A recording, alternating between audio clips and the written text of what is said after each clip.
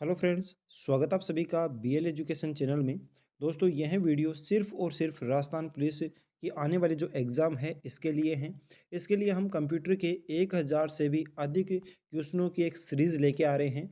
तो ये जो सीरीज़ होगी वो अलग अलग टुकड़ों में बटी हुई होगी। तो आज इसी को ध्यान में रखते हुए ये सीरीज़ का आ रहा है वीडियो का पार्ट नंबर पहला। तो पार्ट फर्स्ट में आज हम लगभग 50 से अधिक क्वेश्चनों को कवर करने की कोशिश करेंगे जो एग्जाम की दृष्टि से काफ़ी मोस्ट इंपॉर्टेंट होंगे। तो चलिए फ्रेंड्स, आज का वीडियो शुरू करते हैं। तो देखिए फ्रेंड्स, आज का हमारा पहला क्वेश्चन है। एक इलेक्ट्रॉनिक डिवाइस है जो डाटा को इन्फॉर्मेशन में कन्वर्ट करते हुए प्रोसेस करता है, उसे क्या बोलते हैं? तो एक इलेक्ट्रॉनिक डिवाइस जो डाटा को इन्फॉर्मेशन में कन्वर्ट करते हुए प्रोसेस करती है उसको क्या बोलते हैं?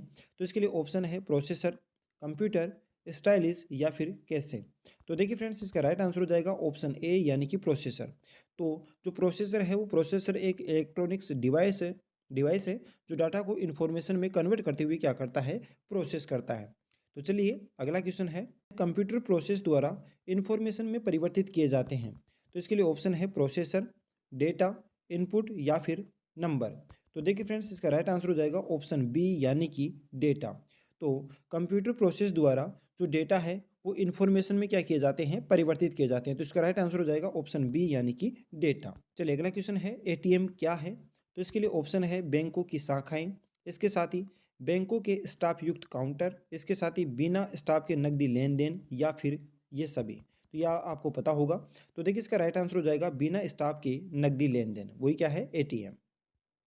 अगला क्वेश्चन है, डेटा प्रोसेसिंग का क्या अर्थ है? तो इसके लिए ऑप्शन है डेटा का संग्रह करना, कंप्यूटर की कार्यप्रणाली, वाणिज्यिक उपयोग के लिए जानकारी तैयार करना या फिर गणना कार्य करना। तो देखिए फ्रेंड्स, डेटा प्रोसेसिंग का जो अर्थ होता है वो होता है वाणिज्यिक उपयोग के लिए जानकारी तैयार करना। तो इसका राइट आंसर हो जाएगा ऑप्शन सी। चलिए अगला क्वेश्चन है, सीपीयू का वह भाग जो अन्य सभी कंप्यूटर कंपोनेंट्स की गतिविधियों को कोऑर्डिनेट करता है, वह निम्नलिखित में से कौन है? तो इसके लिए ऑप्शन है मदरबोर्ड, इसके साथ ही कोऑर्डिनेट बोर्ड, इसके साथ ही कंट्रोल यूनिट या फिर एएलयू यूनिट। तो देखिए फ्रेंड्स, इसका राइट आंसर हो जाएगा ऑप्शन सी यानी कि कंट्रोल यूनिट। तो सीपीयू का वह भाग जो अन्य सभी कंप्यूटर कंपोनेंट्स की गतिविधियों को कोऑर्डिनेट करता है वह कौन सा है? तो वह कौन सा है फ्रेंड्स? तो वह है कंट्रोल यूनिट। चलिए अगला क्वेश्चन है, कंप्यूटर में जाने वाले डाटा को क्या बोलते हैं? यानी कंप्यूटर में जाने वाले जो भी डेटा हैं उन डेटा को क्या बोलते हैं? तो इसके लिए ऑप्शन है आउटपुट, इनपुट, कैलकुलेशंस या फिर फ्लो चार्ट। तो देखिए फ्रेंड्स, इसका राइट आंसर हो जाएगा ऑप्शन बी यानी कि इनपुट। तो कंप्यूटर में जाने वाले डेटा को क्या बोलते हैं? इनपुट। चलिए अगला क्वेश्चन है, इनपुट का आउटपुट में रूपांतरण किसके द्वारा किया जाता है?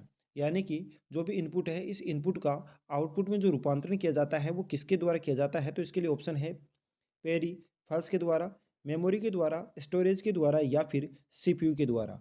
तो देखिए फ्रेंड्स, इसका राइट आंसर हो जाएगा ऑप्शन डी यानी कि सीपीयू के द्वारा। तो सीपीयू जो है वो इनपुट का आउटपुट में रूपांतरण करता है। चलिए अगला क्वेश्चन है, कंप्यूटर क्या है? तो इसके लिए ऑप्शन है इलेक्ट्रॉनिक मशीन है या फिर ये पावर मशीन है या फिर ये मानव मशीन है या फिर ये सभी है। तो देखिए फ्रेंड्स, इसका राइट आंसर हो जाएगा ऑप्शन ए यानी कि इलेक्ट्रॉनिक मशीन। तो कंप्यूटर जो है वो कंप्यूटर एक इलेक्ट्रॉनिक क्या है, मशीन है। चलिए अगला क्वेश्चन है, कंप्यूटर की विशेषताएं या कार्य निम्नलिखित में से एक नहीं है। यानी ऐसा कौन सा कार्य है या कौन सी विशेषताएं हैं जो कंप्यूटर का नहीं है? तो इसके लिए जो ऑप्शन है वो है डेटा का संकलन करना, डेटा का संचय करना, इसके साथ ही डेटा का संसाधन करना, इसके साथ ही डेटा निर्गमन करना, इसके साथ ही डेटा का आकलन करना। तो देखिए फ्रेंड्स, इसका राइट आंसर हो जाएगा ऑप्शन ई यानी कि डेटा आकलन। तो बाकी जितने भी है डेटा संकलन, डेटा संचयन, डेटा का संसाधन करना, डेटा का निर्गमन करना, ये सारे के सारे कार्य हैं, जबकि कंप्यूटर का डेटा का आकलन करने का कार्य नहीं है। तो इसका राइट आंसर हो जाएगा ऑप्शन ई डेटा आकलन। चलिए अगला क्वेश्चन है, कंप्यूटर में डेटा किसे कहा जाता है? यानी कंप्यूटर में जो डेटा है वो कहते किसे हैं? तो इसके लिए ऑप्शन है संख्या को बोलते हैं या फिर चिन्ह को बोलते हैं या फिर दिए गए सूचनाओं को बोलते हैं या फिर चिन्ह व संख्यात्मक सूचनाओं को। तो इनमें से किसको कहा जाता है डेटा कंप्यूटर में? तो इसका राइट आंसर हो जाएगा ऑप्शन डी यानी कि चिन्ह व संख्यात्मक जो भी सूचनाएं हैं उन्हीं को क्या बोला जाता है, कंप्यूटर में डेटा बोला जाता है। चलिए अगला क्वेश्चन है, निम्न में से कौन सीपीयू का भाग है? तो कीबोर्ड, प्रिंटर, एएलयू या फिर टेप। तो देखिए फ्रेंड्स, इसका राइट आंसर हो जाएगा एएलयू। तो जो एएलयू है वो सीपीयू का क्या है, भाग है। ठीक है। चलिए अगला क्वेश्चन है, ईडीपी क्या है? काफ़ी मोस्ट इंपॉर्टेंट क्वेश्चन है फ्रेंड्स कि ईडीपी जो है वो ईडीपी कहते किसे हैं या ईडीपी का फुल फॉर्म क्या होता है? तो इसके लिए ऑप्शन है electronic data part, electronic data personal, electronic data power या फिर इलेक्ट्रॉनिक डेटा प्रोसेसिंग। तो इसका राइट आंसर हो जाएगा ऑप्शन डी, यानी कि इलेक्ट्रॉनिक डेटा प्रोसेसिंग। तो इलेक्ट्रॉनिक डेटा प्रोसेसिंग को ही क्या बोलते हैं? ईडीपी। ठीक है फ्रेंड्स, चलिए अगला क्वेश्चन है एएलयू का पूरा नाम क्या है? तो एएलयू का पूरा नाम क्या है? इसके लिए ऑप्शन है arithmetic logic unit, arithmetic large unit, arithmetic long unit या फिर ये सभी। तो देखिए फ्रेंड्स, इसका राइट आंसर हो जाएगा ऑप्शन ए, यानी कि अर्थमेटिक लॉजिक यूनिट। इस अर्थमेटिक लॉजिक यूनिट को ही क्या बोलते हैं? एएलयू। ठीक है फ्रेंड्स, तो एएलयू का पूरा नाम क्या हो गया? Arithmetic logic unit.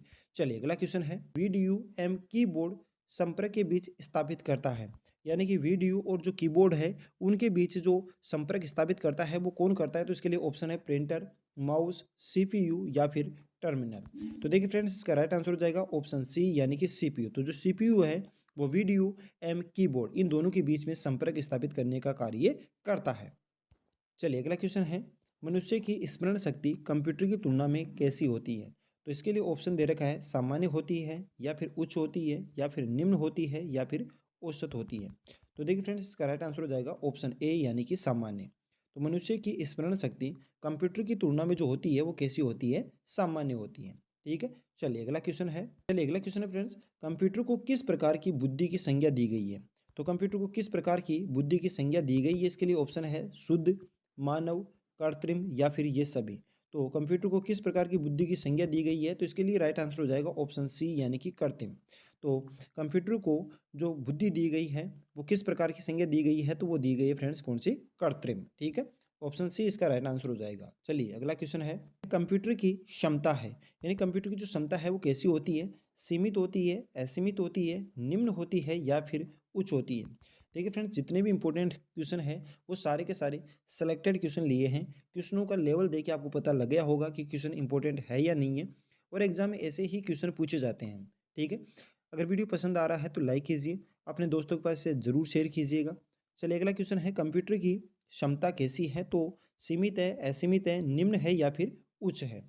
तो देखिए फ्रेंड्स, इसका राइट आंसर हो जाएगा ऑप्शन ए, यानी कि सीमित। तो कंप्यूटर की जो क्षमता होती है वो कैसी है फ्रेंड्स? सीमित है। ठीक है, चलिए अगला क्वेश्चन है कंप्यूटर का नियंत्रक भाग कहलाता है, यानी कंप्यूटर का जो नियंत्रक भाग है उसे क्या बोलते हैं? प्रिंटर बोलते हैं, कुंजी पटल बोलते हैं, सीपीयू बोलते हैं या फिर हार्ड डिस्क बोलते हैं? तो देखिए इसका राइट आंसर हो जाएगा ऑप्शन सी, यानी कि सीपीयू। तो कंप्यूटर का नियंत्रक जो भाग है वो क्या कहलाता है? सीपीयू कहलाता है। चलिए अगला क्वेश्चन है सीपीयू का विस्तृत रूप क्या है, यानी सीपीयू की फुल फॉर्म क्या है? तो इसके लिए ऑप्शन है control and primary unit, central processing unit, computer and process unit या फिर ये सभी। तो देखिए इसका राइट आंसर हो जाएगा option B, central processing unit, यानी कि सीपीयू।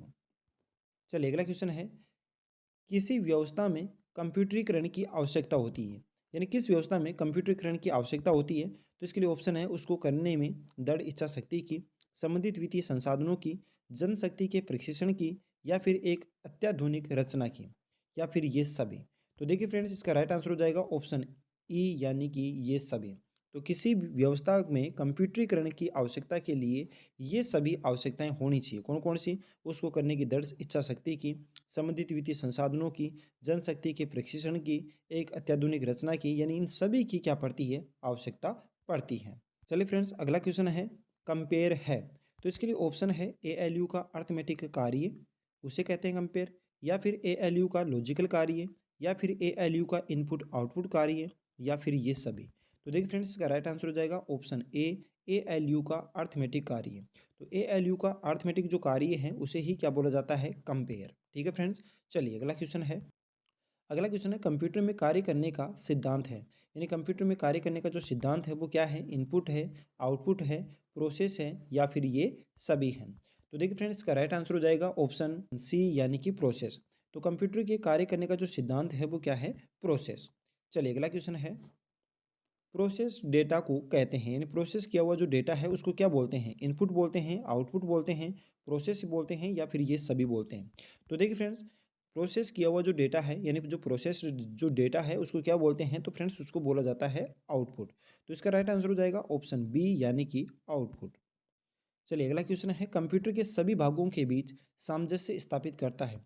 तो कंप्यूटर के सभी भागों के बीच सामंजस्य स्थापित कौन करता है? इसके लिए ऑप्शन है logic unit, control unit, ALU या फिर ये सारे के सारे। तो देखिए फ्रेंड्स, इसका राइट आंसर हो जाएगा ऑप्शन बी यानी कि कंट्रोल यूनिट। तो जो कंट्रोल यूनिट है वो कंप्यूटर के सभी भागों के बीच सामंजस्य स्थापित करता है। चलिए अगला क्वेश्चन है, सीपीयू के कार्य क्या है? यानी सीपीयू जो है उस सीपीयू का मुख्य कार्य क्या क्या है? तो इसके लिए ऑप्शन है इनपुट तथा आउटपुट डिवाइस को नियंत्रित करना, डेटा को तात्कालिक रूप से स्टोर करना, निर्देशों को पढ़ना और आदेश देना, या फिर ये सभी।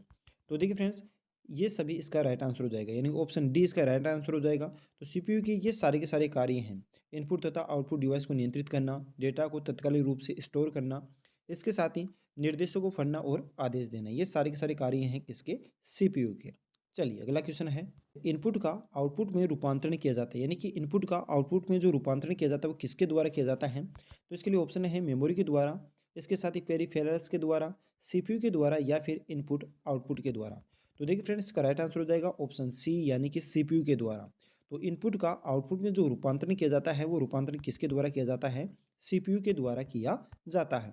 चलिए अगला क्वेश्चन है, कंप्यूटर में जो जोड़, घटाव, गुणा, भाग और तुलनात्मक जो कार्य होता है वो किसके द्वारा किया जाता है? तो इसके लिए ऑप्शन है मेमोरी के द्वारा, एएलयू के द्वारा, सीपीयू के द्वारा, या फिर कंट्रोल के द्वारा। तो देखिए फ्रेंड्स, इसका राइट आंसर हो जाएगा ऑप्शन बी यानी कि एएलयू के द्वारा। तो कंप्यूटर में जो भी जोड़, घटाव, गुणा या भाग या तुलनात्मक संबंधित जो भी कार्य किया जाता है वो सभी किस में कंप्लीट होता है? तो वो होता है किसके द्वारा? एएलयू के द्वारा। तो देखिए फ्रेंड्स, आज का लास्ट क्वेश्चन देखते हैं, आउटपुट क्या है? यानी आउटपुट जो है वो कहते किसे हैं? तो वह है जो प्रोसेसर यूजर से ले, वह जो यूजर प्रोसेसर को दे, वह जो प्रोसेसर को यूजर से मिले, या फिर वह जो प्रोसेसर यूजर को दे। तो देखिए फ्रेंड्स, इसका राइट आंसर हो जाएगा ऑप्शन डी यानी कि वह जो प्रोसेसर यूजर को दे वही क्या कहलाता है? आउटपुट। तो फ्रेंड्स, आज के लिए बस इतना ही। ये हमारी 1000 मोस्ट इंपॉर्टेंट कंप्यूटर के जितने भी क्वेश्चन हैं उन सभी क्वेश्चनों की ये सीरीज चलने वाली है। तो ये जो था ये पार्ट फर्स्ट है, पार्ट सेकंड जस्ट 1 या 2 दिन में डाल दिया जाएगा। इस तरह से हम 3 या 4 पार्ट में इन सभी 1000 जो कंप्यूटर के मोस्ट इंपॉर्टेंट क्वेश्चन थे उन सभी क्वेश्चनों का एक बार रिवीजन करेंगे। तो अगर इसीलिए आपने चैनल को अगर सब्सक्राइब नहीं किया है तो चैनल को जरूर सब्सक्राइब करें। मिलते हैं किसी और वीडियो में, तब तक के लिए जय हिंद, जय भारत।